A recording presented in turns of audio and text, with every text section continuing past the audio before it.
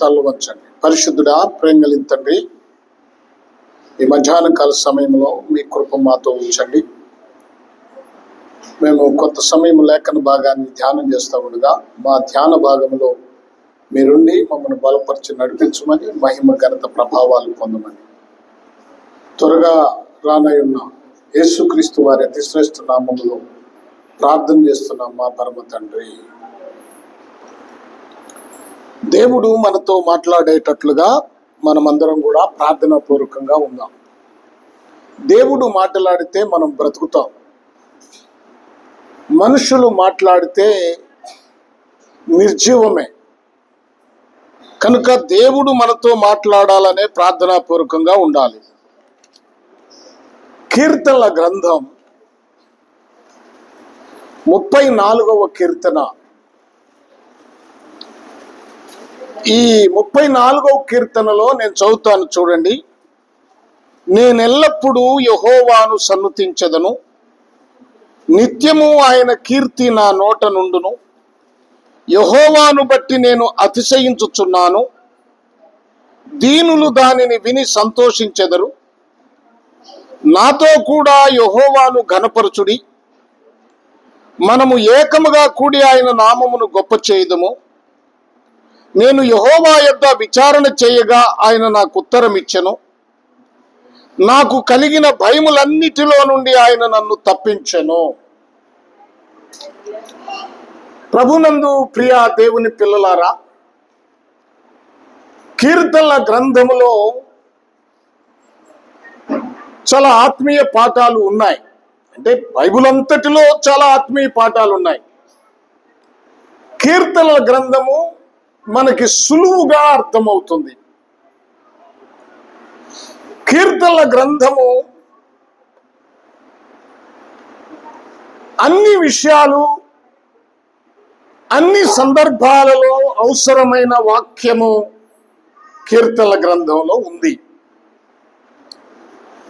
ఇక్కడ దావీదు భక్తుడు రాసినటువంటి కీర్తన ఇది.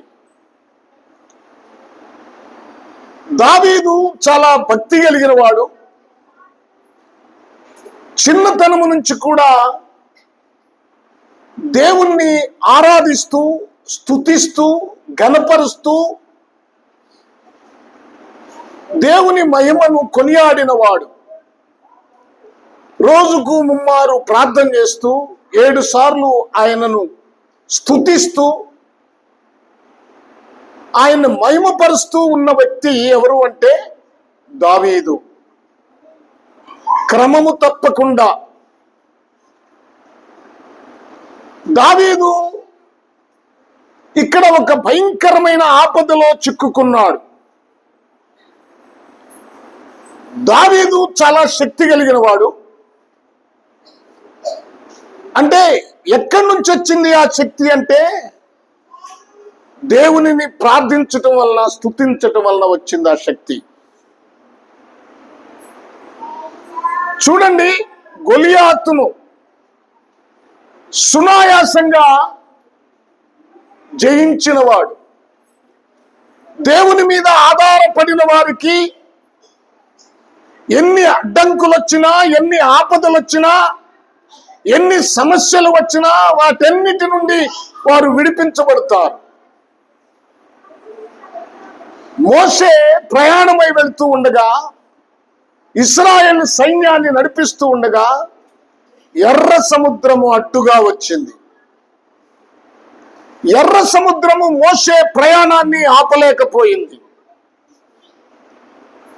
అలాగే ప్రభునందు ప్రియులారా, యెహోషువ ప్రయాణాన్ని యెరికో గోడలు ఆపలేకపోయాయి. వాటిని జయించటం అంటే సామాన్యం కాదు. ఒక వ్యాఖ్యానంలో ఒక వ్యాఖ్యానకర్త రాశాడు, యెరికో గోడల సైజు ఎలా ఉంటుందంటే పడగు కాదు, ఎడల్పు. ఒక రథము తర్వాత ఒక రథము, ఒక రథము తర్వాత ఒక రథము, అట్లా 7 రథములు వరుసనే నిలువ పెట్టి ఆ 7 రథములను ఒకేసారి పరిగెత్తించగలిగిన ఎడల్పాటి గోడలు యెరికోవి. అంత ఎడల్పాటి గోడలను చూడండి. మరి యెహోషువ ఎలా జయించాడు? దేవుని మీద ఆధారపడి. దేవుని మీద ఆధారపడిన వారు ఎలాంటి సమస్యలనైనా జయిస్తారు అని మనం తెలుసుకోవాలి. ప్రభునందు ప్రియులారా, ప్రభు అయిన యేసుక్రీస్తుని, ఈ లోకాన్ని, మానవుల్ని రక్షించటానికి శిలువ శిక్ష ఆపలేదు, మరణము ఆపలేకపోయింది. ఆయన మరణించి సమాధి చేయబడి 3వ దినమున పునరుద్ధానుడయ్యాడు కదా. అదే కదా రేపు పండుగ చేసుకుంటున్నాం. ప్రపంచమంతా ఈ పండుగలో మునిగిపోయింది. యేసు ప్రభువులాగా ఉపవాసము ఎందుకు చేయాలో కూడా అర్థం కాని పరిస్థితుల్లో ఈ రోజున క్రైస్తవ సంఘాలు ఉన్నాయి. ఎందుకయ్యా నీవు ఉపవాసం చేస్తున్నావంటే ఏం చెప్తారు మీరు? యేసు ప్రభు చనిపోయాడని ఉపవాసం ఉంటున్నారా? 40 రోజులు ఉపవాసం మంచిదే. ఎందుకు ఉంటున్నారు? ఆయన మరణాన్ని ఎవరైనా ఆపగలిగారా? దేవుడు మనందరికీ కలగజేసే రక్షణను ఎవరైనా ఆపగలిగారా? ఎవరు ఆపలేరు. ఎందుకు ఉపవాసం ఉంటున్నామో అర్థం కాకుండా ఉపవాసం ఉంటున్నారు. యేసు ప్రభువారు ఆయన పరిచర్య ప్రారంభించడానికి ముందు ఉపవాసం ఉన్నాడు. ఒక ప్రణాళిక సిద్ధపరచుకోవటం కోసం, ఒక సమస్యను ఎదుర్కోవటం కోసం, ఆయన సేవ ప్రారంభించటం కోసం, ప్రపంచ మానవాళిని రక్షించటం కోసం ఆయన 40 దినాలు ఉపవాసం ఉన్నాడు. ఎలా ఉన్నాడు? ఆహారము పానీయము మానేసి సంపూర్ణంగా ఉపవాసం ఉన్నాడు. అందుకే ఆయన యజ్ఞాన్ని ఏది ఆపలేకపోయింది. అలాగే మనం కూడా ఆయనకిలాగా విశ్వాసం కలిగి, ఆయనకిలాగా మనం కూడా భారం కలిగి, బాధ్యత కలిగి దేవుని సన్నిధిలో విశ్వాసం ఉంచి ప్రార్థన చేస్తే మనం కూడా ప్రతి సమస్యను జయించగలుగుతాం. సరే, ఇక్కడ దావీదు విషయాన్ని ప్రస్తావిస్తున్నాం మనం. దావీదు దేవునికి హృదయానుసారుడు, దేవుని ఉద్దేశాలను నెరవేర్చేవాడని దేవుడే చెప్పాడు. ఇప్పుడు దావీదును సౌలు చంపడానికి ప్రయత్నిస్తున్నాడు. ఎందుకు? అసలు సౌలు ఎవరు? ఇశ్రాయేలీలకు మొట్టమొదటి రాజుగా ఏర్పాటు చేయబడిన వాడు బెన్యామీను గోత్రములో ఉన్నవాడు. సమూయేలు దేవుని దగ్గరికి వెళ్ళి అడిగాడు, దేవా, ఈ ప్రజలు రాజు కావాలని కోరుకుంటున్నారు, మరి వీరికి ఒక రాజును ఇవ్వమని అడిగాడు. అప్పుడు దేవుడు చెప్పాడు, అయ్యా, ఈ ప్రజలకు తెలియలేదు, రాజు వస్తే చాలా సమస్యలు ఉన్నాయి. రాజు వస్తే మీ పిల్లలను బానిసలుగా చేసుకుంటాడు, మీ పురుషులను వారి పని కోసం ఉపయోగిస్తాడు, వారి రథాల వెంట పరుగులు తీస్తాడు, రథాల ముందు పరుగులు తీస్తాడు. ప్రతి పనికి రాజు మీ పురుషులను వాడుకుంటాడు. అంతేకాదు, మీ పంటల్లో ఉన్నటువంటి శ్రేష్టమైన వాటిని తీసుకొని తన పనివారికి పెట్టుకుంటాడు. మీరు అడగటానికి వీలుండదు. మీ స్త్రీలను తీసుకెళ్తాడు, దాసీలుగా చేసుకుంటాడు. వారి వంట పని వారే చేయాలి, మీ స్త్రీలే. ఆ రాణులకు చెలికత్తెలుగా, సేవకురాండ్లుగా మీ స్త్రీలు ఉండాలి. ఇలాంటి భయంకరమైన పరిస్థితులు ఉన్నాయని చెప్పవయ్యా అని సమూయేలుతో చెప్తే, సమూయేలు వెళ్ళి ఈ విషయాలన్నీ చెప్పాడు రాజు, ఆ ప్రజలకి. ఆ ప్రజలకు ఈ విషయాలన్నీ చెప్తే ఆ ప్రజలు పర్వాలేదు, మేము అన్నిటినీ భరిస్తాం, మాకు రాజే కావాలన్నాడు. చూసారా, దేవుని మాటలు కూడా లెక్క చేయనటువంటి పరిస్థితుల్లో ఈ ప్రజలు ఉన్నారండి. మరి ప్రజలను దేవుడు ఎందుకు కనికరిస్తున్నాడు మనం ఆలోచిస్తే, దేవుడు ప్రేమ కలిగిన వాడు గనుక ఆయన భరిస్తున్నాడు. ఈ ప్రజల సమస్యలను భరిస్తున్నాడు. ఆయన ఆదరిస్తూ ఉన్నాడు ఈ ప్రజలను. వినండి జాగ్రత్తగా. రాజయ్యాడు. రాజైనటువంటి ఈ సౌలు రాజ్య పరిపాలన చేస్తూ ఉన్నప్పుడు ఫిలిస్తీన్ల దండు ఇశ్రాయేలు మీదకి వస్తా ఉంది. వచ్చే ముందు సౌలు సమూయేలుకు చెప్పాడు, అయ్యా మీరు వచ్చి బలిని అర్పించండి అని. సమూయేలు కొంచెం ఆలస్యమయ్యాడు, 7 రోజులు ఆలస్యమయ్యాడు. సమూయేలుకు తెలుసు ఎప్పుడు వెళ్ళాలో, ఎప్పుడు బలి అర్పించాలో, ఎప్పుడు ఏ కార్యం చేయాలో. ప్రవక్త అయిన సమూయేలుకు అన్నీ తెలుసు. కానీ ఫిలిస్తీన్లకు భయపడి, ఫిలిస్తీన్లు బయలుదేరారని కొందరు ఇశ్రాయేలీలు చెల్లాచెదురయ్యారు. ఆయా స్థలాలకు పారిపోయారు, దాక్కున్నారు. ఈ సందర్భాలన్నీ చూసి సౌలు దేవుని మీద విశ్వాసం ఉంచకుండా, ప్రార్థన చేయకుండా వెంటనే సమూయేలు అర్పించవలసిన బలిని సౌలే అర్పించేశాడు.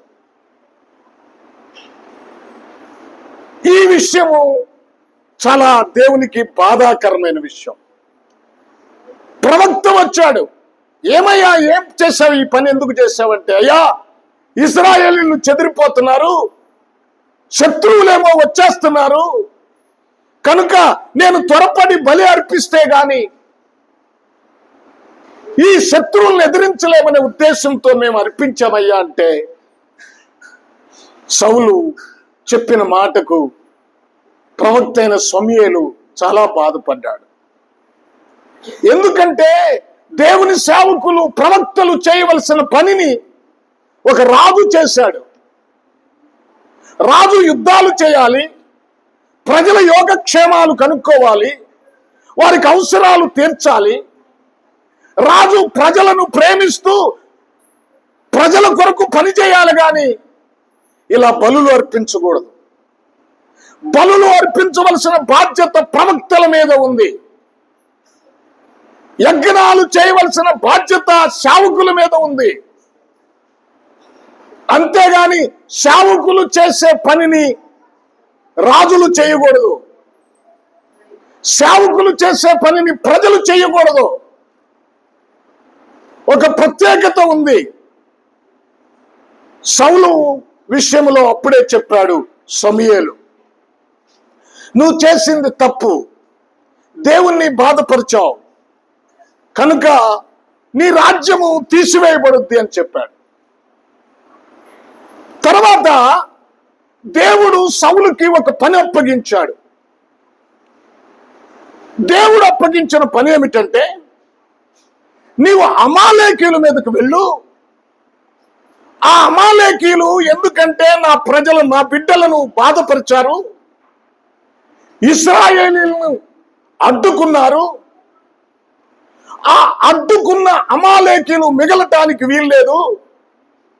నీవు బయలుదేరి వెళ్ళి అమాలేకీయులు అందరినీ హతమార్చు, ఏమీ మిగల్చొద్దు. అందరినీ హతమార్చమని చెప్పాడు. సౌలు సైన్యాన్ని తీసుకొని వెళ్ళాడు. ఆ చివరి నుంచి చివరి దాకా యుద్ధం చేసుకుంటూ వచ్చి అనేక మందిని హతమారుస్తూ వచ్చాడు. కానీ అందులో బలమైన వాటిని చూసి మోసపడ్డాడు. అతని ఆలోచన ఏమిటంటే, ఈ బలమైన ఎద్దులను, ఈ బలమైన గొర్రెలను, గాడిదలను నేను తీసుకొని వెళితే నాకు ఉపయోగపడతాయి ఇవి అని చెప్పి అమాలేకీల గాడిదలను, ఎద్దులను, గొర్రెలను, ఆ పశువులను తీసుకొచ్చుకొని అమాలేకీల రాజును కూడా చంపకుండా అతన్ని వదిలిపెట్టేశాడు.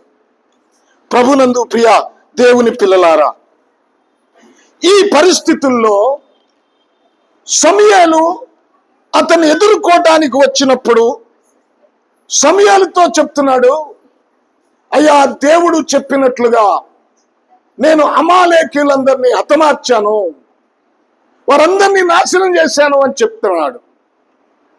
అప్పుడు సమూయేలు అంటున్నాడు, ఏమయ్యా, ఏమిటిది?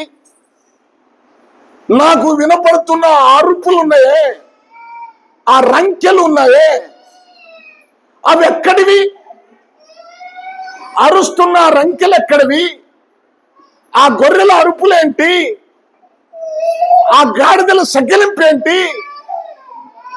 ఇవన్నీ లోపల నుంచి వినపడుతున్నాయి కదా అంటే, అయ్యా, మన ప్రజలు దేవునికి బలి అర్పించటానికి వాటిని తోడుకొని వచ్చారు, తీసుకొని వచ్చారని చెప్తున్నాడు.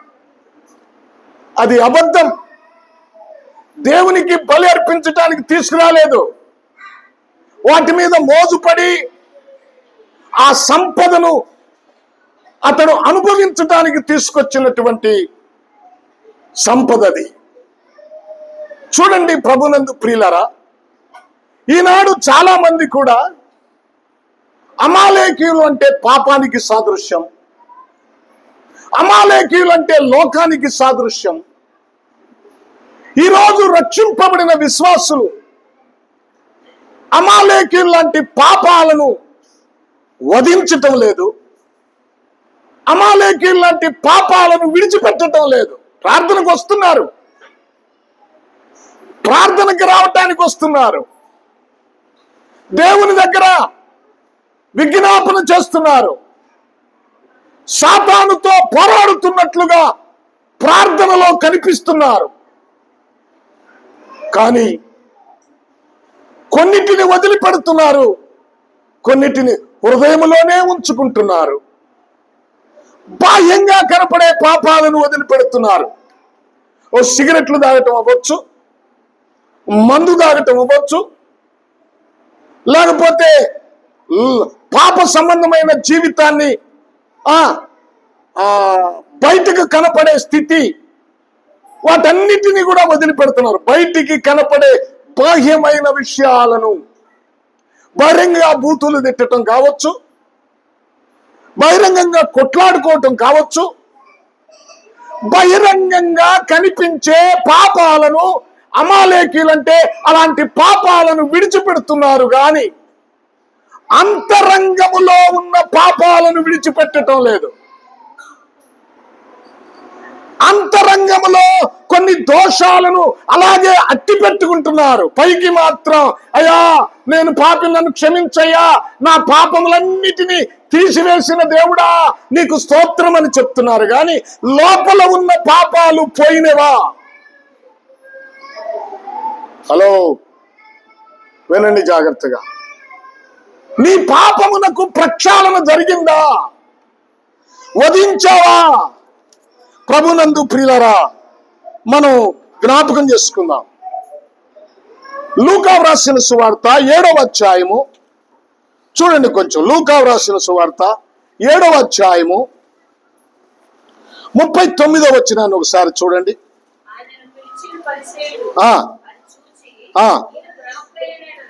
ఈయన ప్రవక్త అయిన ఎడల ఎరిగి ఉండును. ఈమె పాపాత్మురాలు అని తనలో తాను అనుకొనెను. అందుకు యేసు సీమోను, ఇప్పుడు చూశారు ఇక్కడ వివరణ మీరు గమనించండి. ఆ స్త్రీని చూసి ఈ సీమోను ఏమనుకుంటున్నాడు? పాపాత్మురాలు అనుకుంటున్నాడు. ఆ స్త్రీ పాపాత్మురాలే, కానీ నీవెలా ఉన్నావు? నీ జీవితం ఎలా ఉంది? నీవు ఆచారాలు చేస్తున్నావు కానీ ఆత్మీయత లేదే నీ దగ్గర. ఎదుట వ్యక్తి దోషాలను చూస్తున్నావు, ఎదుట వ్యక్తి పాపాలను చూస్తున్నావు కానీ నీ పాపాన్ని, నీ జీవితాన్ని, నీ అక్రమ స్థితిని గమనించావా? నీ ఇంటిలో ఉన్న బలహీనతలను గమనించావా? అనుకుంటున్నావు నువ్వు నేను బాగానే ఉన్నాను అనుకుంటున్నావు. ఎదుట వ్యక్తి తప్పులను పరిగణలోనికి తీసుకునే నీవు, ఎదుట వ్యక్తి పాపాన్ని గూర్చి సనుగుకునే నీవు, అమాలేకీయులు అంటే అందరిని వధించవా? అది నీ జీవితంలో లేదా? ఆ ఆలోచనలో లేదా?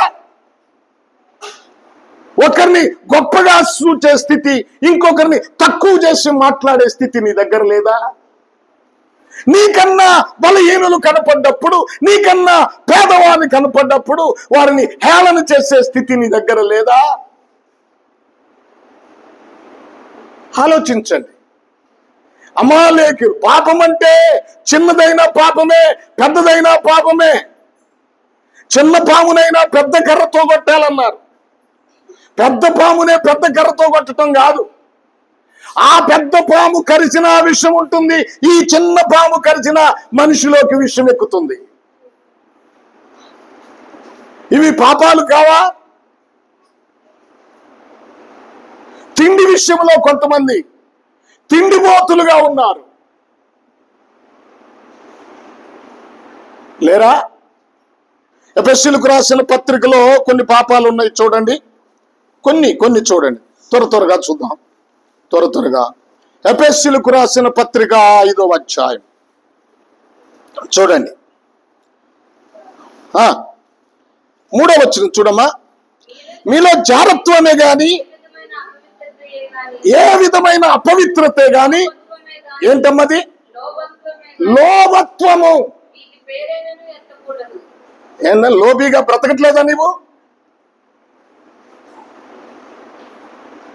లోబి కొంత దాచుకొని కొంత తీసుకొచ్చి అపోస్తల పాదాల దగ్గర పెట్టాడు. ఏమైపోయాడు? లోభత్వమే కానీ, ఇంకా చదవమా, ఈ ఎత్తకూడదు, ఇది పరిశుద్ధులకు తగదు. చెబుతున్నాను, గమనించండి. ఇక్కడ మీ జీవితంలో ఎప్పుడు కృతజ్ఞత వచనాలే పలకాలి. ఏంటంట? మళ్ళీ ఒకసారి చదువు. మీరు బూతులైనను. రావట్లేదా మీ నోట్లో బూతులు? అది పాపం కాదా? మీరు బూతులైనను, పోకిరి మాటలైనను, సరస్వక్తులైనను ఉచ్చరింపకూడదు. ఇవి మీకు తగవా? వ్యభిచారి అయినను, ఈ ఇంకా పెద్ద పాపాలు, అపవిత్రుడైనను, విగ్రహారాధికుడైన లోబి అయినను దేవుని యొక్క. చూడండి, ఇలాంటి మీ జీవితంలో ఉన్నాయేమో చూసుకోండి. తిండిపోతుతనం, తిండి కోసమే బంతిలో కూర్చున్నారు అనుకో, వాళ్ళకి అన్ని ముక్కలు వేశారు, నాకేంది 2 ముక్కలు వేశారు. నువ్వు వాళ్ళు చివరిని వచ్చావనుకో, అన్నం అయిపోయింది అనుకో, లేకపోతే కూర అయిపోయింది అనుకో, నువ్వు వచ్చింది తప్పు కదా, నువ్వు ఆలస్యంగా రావటం తప్పు కదా. సనుగుకునే విధానం ఏంటి? సనుక్కుంటే ఒక మనిషి ఎదుట ఉన్నప్పుడు అతని గురించి చాలా గొప్పగా చెప్తా. అబ్బో, ఈయన ఏమనుకుంటున్నావు, ఈయన పెద్ద ఆఫీసర్ అండి, ఈయన ఇదిగో ఇంతమందికి సహాయం చేశాడండి, ఈయన ఇంతమందికి సంతకాలు పెట్టాడండి, ఈయన చాలా గొప్పవాడండి అని చెప్పిన తర్వాత ఆయన వెళ్ళిపోయిన తర్వాత ఈడు లంచం అయిందో సంతకం పెట్టేవాడు కాదండి, వీడు ఉత్త దుర్మార్గుడండి. మనిషి ఎదుట పొగిడే మాటలు, మనిషి ఎదుట ఉబ్బించే మాటలు, మనిషి వెళ్ళిపోయిన తర్వాత తిరస్కరించే మాటలు, ఇవన్నీ పాపాలు కాదా? ముచ్చటగా ఉన్న కొన్ని పాపాలని నీ దగ్గరే పెట్టుకుంటున్నావు, వాటిని వదిలిపెట్టట్లేదు, వాటిని తీసేసుకోవట్లేదు, ప్రక్షాళన చేసుకోవట్లేదు. అమాలేకీలందరినీ చంపేవయ్యా అంటే సౌలు కొన్నిటిని తెచ్చి లోపల పెట్టుకున్నాడు, అదే ఆ నగరంలో పెట్టుకున్నాడు, బయటికి కనపడకుండా. వాటి అరుపులు మాత్రమే వినపడుతున్నాయి. నీ జీవితంలో, నీ హృదయంలో ఉన్న, నీ అంతరంగంలో ఉన్న పాపాలు నీ క్రియలను బట్టి అర్థమవుతుంది. నీ క్రియలు, నీవు లోపల నీకున్న ఆలోచనలు తెలియజేస్తాయి. జాగ్రత్త, జాగ్రత్త. ఇప్పుడు ఈ సౌలు, సరే, ఈ సౌలు జీవితాన్ని మనం చూస్తే చాలా పాపాలు, అంటే అక్రమైన అమాలేకీల సొత్తును దాచుకున్నాడు. మనం రక్షించబడ్డాం, కానీ మన జీవితంలో లోపల దాగి ఉన్న పాపాలు చాలా ఉన్నాయి. చాలాసార్లు చెప్పాను మీకు పాపం అంటే ఏమిటో అని. సమాధానం లేకుండా బ్రతకటం, ఏమండి, ఇతరులను అవమానకరంగా చూడటం కంటి పాపం. అది కంటితో నువ్వు లెగవనవసరం లేదు, కూర్చొనే వచ్చే వ్యక్తిని, ఒరే వెళ్ళిన వ్యక్తిని నోటితో ఈమె ఇలాంటిది, అది నోటి పాపం. ఈరోజు విశ్వాసులు కంటి పాపం చేస్తున్నారు, నోటి పాపం చేస్తున్నారు. జాగ్రత్త, జాగ్రత్త. వాటన్నిటి నుండి నువ్వు తప్పించబడాలి. అప్పుడే అమాలేకీలను చంపేయమంటే చేసిన పని. అప్పుడు సమూయేలు అన్నాడు, దేవుడు చెప్పింది నువ్వు చేయలేదు గనక నీకన్నా యోగ్యుడైన వారిని దేవుడు ఏర్పాటు చేసుకొని నీ రాజ్యాన్ని ఇచ్చేస్తాడయ్యా అని చెప్పి ఆయన తిరగగానే ఆయన దుప్పటి పట్టుకున్నాడు సౌలు. లాగుతున్నాడయ్యా, నా కోసం ప్రార్థన చేయి, నా కోసం బలర్పించు, నేను తప్పు చేశానంటే అది అయిపోయింది, టైం అయిపోయిందని అతను మరి వెళుతూ ఉండగా దుప్పటి చినిగిపోయింది. ఇప్పుడు సౌలు ఈ రాజ్యము నా నుండి దేవుడు తీసివేస్తాడని సౌలుకు అర్థమయ్యి ఇప్పుడు నా తర్వాత ఈ రాజ్యము దావీదుకే వస్తుంది. ఎందుకంటే అతని క్రియలను బట్టి, అతని జీవితాన్ని బట్టి సౌలుకు అర్థమైపోయింది. ఎందుకంటే గొలియాతును చంపినవాడు, రాజ్యాన్ని, ఆ సైన్యాన్ని కాపాడినవాడు దావీదు. పురములో సౌలు యొక్క సైన్యములో, సౌలు యొక్క పనివారిలో దావీదు అంత నమ్మకస్తుడు మరొకరు లేరని మంచి సాక్ష్యము దావీదు మీద ఉంది. దావీదు, నా కుమార్తెను నీకు ఇవ్వాలంటే దావీదు నువ్వు వెళ్ళి ఫిలిస్తీన్లో 100 మందిని చంపి 100 తలకాయలు తీసుకురమ్మంటే దావీదు వెళ్ళి 100 మందిని కాదు 200 మందిని చంపి 200 తలకాయలు తీసుకొచ్చేసాడు. అర్థమైపోతుంది ఈ అన్నిటిని బట్టి, ఇక నా తర్వాత నా కొడుకు రాదురా ఈ రాజ్యం, నా తర్వాత దావీదుకే దేవుడు రాజ్యం ఇస్తాడు. కనుక ఈ దావీదును ఉంచకూడదు. ఎన్నో ప్రయత్నాలు చేస్తున్నాడు చంపటానికి, దావీదు తప్పించుకుంటున్నాడు. ఒకసారి తన కుమారుడితో కూడా చెప్పాడు, దావీదును చంపేయండిరా, ఉంచమాకండిరా అని. అలాగూ దావీదును తరుముతూ ఉంటే ఒకరోజు దావీదు ఫిలిస్తీన్ల పట్టణంలోనికి తరమబడ్డాడు. అక్కడ ఫిలిస్తీన్లు ఆ సర్దారులు వాళ్ళు ఉన్నారే, ఈ దావీదు పట్టుకొని రాజు దగ్గరికి తీసుకెళ్లారు. రాజు దగ్గరికి తీసుకెళ్తే రాజు ఎదుటకు వెళ్ళేటప్పటికి దావీదుకి భయంకరమైన భయం ఏర్పడింది. ఎంతటి వాడికైనా భయం ఒక రోజున వస్తుంది. భయము లేదు అనేవాడు ఎవడూ లేడు. ఇప్పుడు దావీదు వీరుడు కావచ్చు, దావీదు సూర్యుడు కావచ్చు, దావీదు చిన్న రాయితోటి ఒడిసెలతోటి ఆజానుభావుడైన పరాక్రమశాలి అయిన గొలియాతును సునాయాసంగా హతమార్చి ఉండొచ్చు. కానీ ఇలాంటి వాడికి భయం ఏర్పడింది. చూడండి, సమూయేలు మొదటి గ్రంథము రండి. ఇప్పుడు సమూయేలు మొదటి గ్రంథంలోనికి రండి. 21వ అధ్యాయం 10వ వచనాన్ని చూడండి.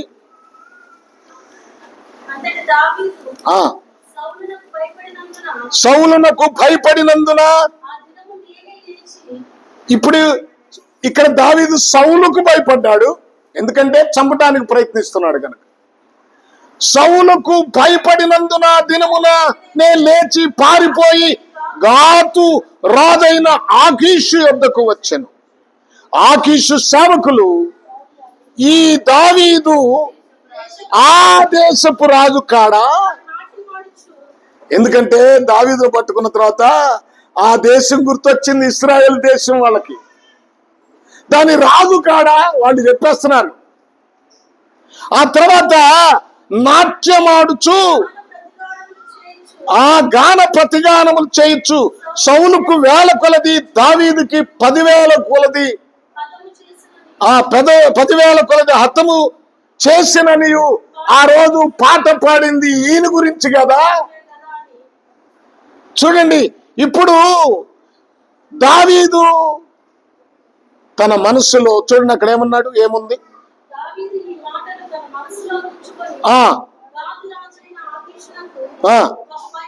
ఇప్పుడు రెండవది దావీదు గాతు రాజు, ఒక అన్య రాజుకు భయపడుతున్నాడు. భయమండి. ఇప్పుడు గాతు రాజు ఎదుట పిచ్చివాడిగా నటిస్తున్నాడు, ఎర్రివాడిగా నటిస్తున్నాడు. ఎందుకయ్యా దావీదు అక్కడ ఎర్రివాడిగా నటించాడు? ఎర్రివాడిగా ఎందుకు నటించాడంటే, పిచ్చి వాళ్లను, ఎర్రి వాళ్లను ఆ ఫిలిస్తీన్ల దేవతకు బలివ్వరు. ఆ ఫిలిస్తీన్ల దేవత ఎర్రి వాళ్లను లేక పిచ్చి వాళ్లను వదిలిపెట్టేయమని చెప్తుందని వాళ్ళ నమ్మకం. అందుకని ఈ రాజు దావీదు విషయంలో, ఏంటయ్యా పిచ్చోడిని తీసుకొచ్చారు నా ముందుకి, సొల్లు చూడపోతే గడ్డాల మీదుగా కారుతా ఉంది, అతను పిచ్చోళ్ళలాగా గోళ్ళ మీద ఇట్టా ఇట్టా ఇట్టా అనుకుంటూ రాసుకుంటున్నాడు. వాడు చూపు చూడండి అయ్యా, వాడి స్థితి చూడండి అయ్యా, వాడు ఎర్రివాడు, పిచ్చివాడు. వాడిని ఎందుకు నా ముందుకు తీసుకొచ్చారు? ఈ ఎర్రివాడిని ఎందుకు తీసుకెళ్ళి పంపించేయండి. ఎందుకంటే గొలియాతును హతమార్చిన దావీదును వాళ్ళు ముక్కలు ముక్కలుగా నరకాలి. ఆ సంగతి దావీదుకు తెలుసు. అందుకనే అతని మైండ్లోకి వీళ్ళు పిచ్చోళ్ళని, ఎర్రోళ్ళని ఏమి చేయరు, అది ఒక శాపం అనుకుంటారు, వాళ్ళు వదిలిపెట్టే ఆ విధానం వీళ్ళ దగ్గర ఉంది కనుక ఇప్పుడు పిచ్చివాడిగా, వెర్రివాడిగా నటించాడు. ఆ నటించినప్పుడు ఏం చేశారు తెలుసా? దావీదుని వారు వదిలేశారు. ఇప్పుడు దావీదు అక్కడ నుండి బయలుదేరి అదుల్లాము గృహలోనికి వచ్చి అక్కడ దేవునికి కృతజ్ఞతలు తెలియజేస్తా ఉన్నాడు. ఇప్పుడు చూడండి, కృతజ్ఞత తెలియజేస్తూ ఈ కీర్తన రాశాడు. ఈ కీర్తనను అప్పుడు రాశాడు. ఏమని రాశాడు చూడండి అక్కడ, నేనెల్లప్పుడూ యెహోవాను, నేనెల్లప్పుడూ కష్టమున్నా, నష్టమున్నా, బాధ ఉన్నా, లేక సంతోషమున్నా, ఆరోగ్యమున్నా, ఆరోగ్యం లేకపోయినా,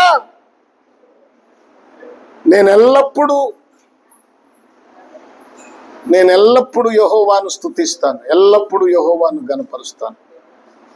praise the lord. Hallelujah. My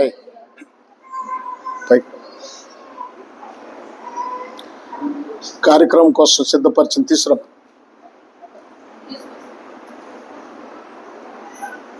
నేను ఎల్లప్పుడూ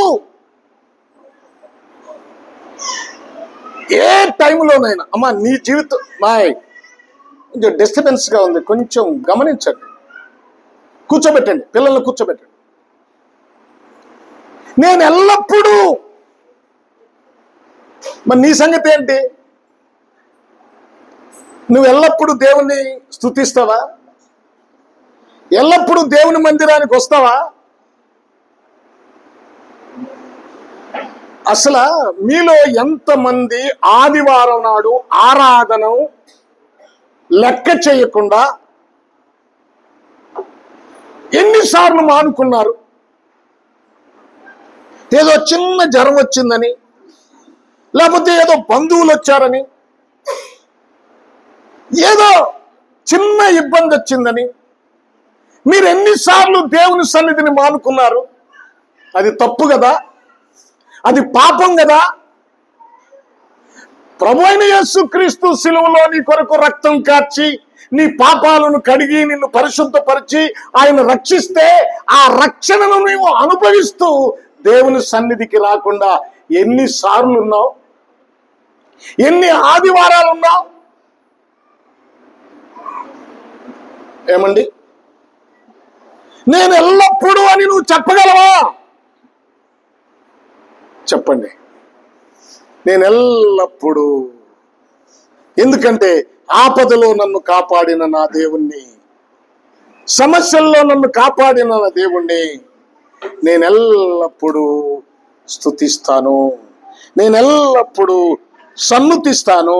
ఎందుకంటే ఆ 4వ వచనాన్ని ఒకసారి చదువుదాం.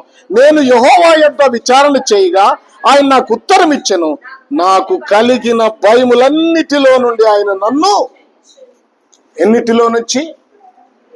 కలిగిన భయములన్నిటి. దావీదు సౌలుకు భయపడ్డాడు, దావీదు ఆకీషు రాజుకు భయపడ్డాడు, అన్యుడికి.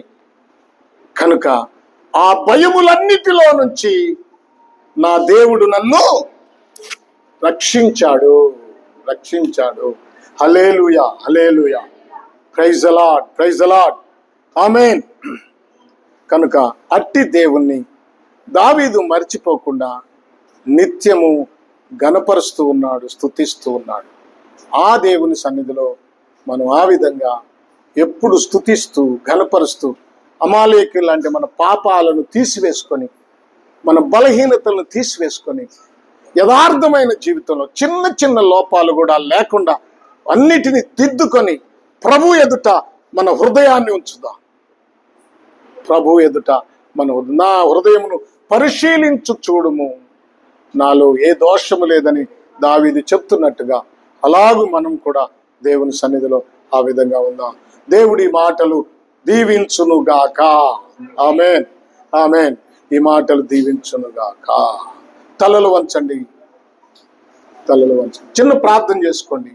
ప్రభునందు ప్రియులారా, స్తోత్రం, స్తోత్రం, స్తోత్రం, స్తోత్రం.